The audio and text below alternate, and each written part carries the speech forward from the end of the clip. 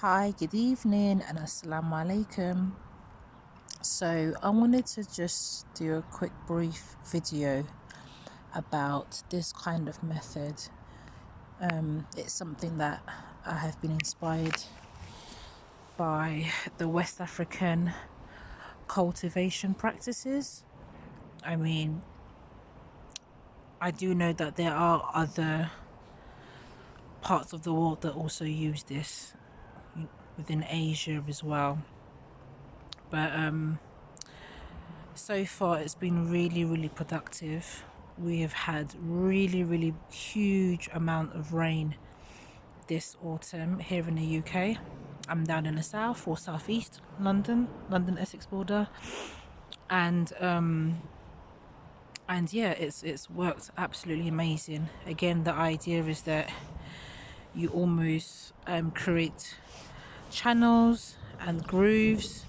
If you're familiar with permaculture, it's almost like a swell method, but a micro version, micro swells. And yeah, it's been really productive, especially when it comes to root vegetables. And the idea is that when it rains, rather than sitting on top where the onions have got some beetroot in the ground, the rain falls into the channel, and then it takes quite a long time. It basically holds the water long enough for the earth to be able to absorb it. Usually when a huge amount of rain tends to fall, usually the water either sits on top or it runs off, or it just makes the vegetables root really soggy, and your plants end up sitting in water for a long period of time. Whilst this method, because it's raised higher, the roots can tap in to the water underneath and does not affect the actual plant itself. So yeah, I'm going to be doing updates throughout the autumn winter, right up until the spring, just to see if during the winter month where it's really cold, where it's really wet, if this method is productive really.